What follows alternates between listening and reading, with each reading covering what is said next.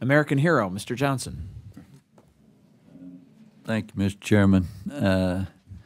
You know, you alluded to it, and he just now brought it up, and so did you. As you know, today, roughly half of all households don't pay income tax today.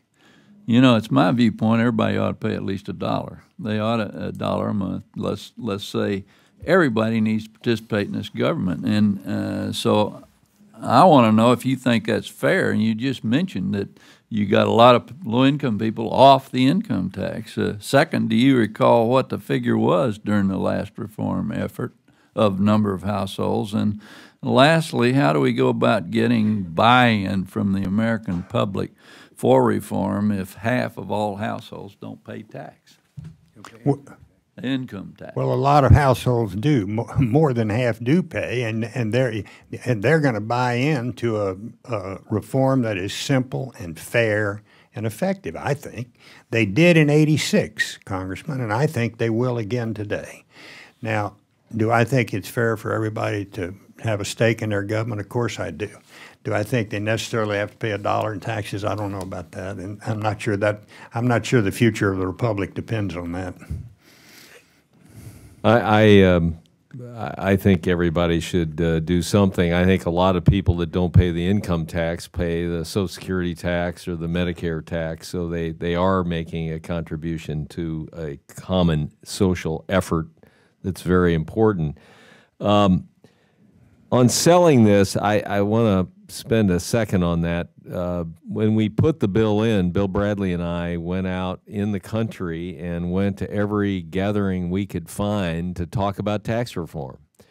And we talked about it with Republican groups and Democratic groups and liberal groups and conservative groups. And I think that's a really important part of this, is explaining it and engaging the people of the country in a dialogue about it. And then, of course, when the president got involved, that raised its visibility tremendously. And then, you know, Dan Rostenkowski did his Right Rosti campaign, and he got people engaged in the debate as well. So it's a very, very important part of this. One other thing that Sandy mentioned I want to briefly comment. He was saying that it's so partisan today, unlike '86, and I would agree with Jim. We had our fights then as well, but I tend to think Sandy's right, and I'll go back to what I said. Bipartisanship has to be started somewhere. You have to infuse the habits of bipartisanship. You got a lot of new members here, especially in the House.